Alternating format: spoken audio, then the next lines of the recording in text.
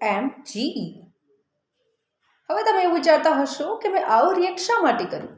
કૃતિ સેનન કે જે મકાનનું 1 મહિનાનું રેન્ટ 17 લાખ રૂપિયા આશરે ચૂકવે છે, શાહરૂખ ખાન કે જે 24 લાખ રૂપિયા મકાનનું 1 મહિનાનું રેન્ટ ભરે છે। હવે જ્યારે રેન્ટની વાત આવે છે ત્યારે સવાલ એ થાય કે વર્ષના મહિના 12 તો પછી રેન્ટ એગ્રીમેન્ટ કેમ 11 મહિનાનું। નમસ્કાર, હું છું માલવી। રેન્ટ એગ્રીમેન્ટની વાત આવે તો રેન્ટ એગ્રીમેન્ટ 11 મહિનાનું જ કરવામાં આવે છે।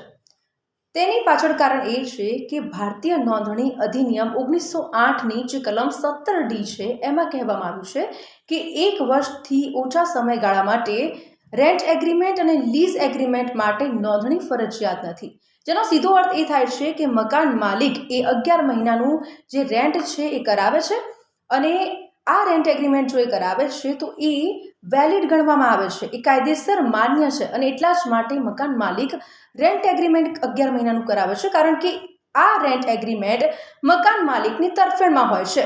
જરૂરત પડે એ એગ્રીમેન્ટ પુરાવા તરીકે રજૂ કરી શકાય છે।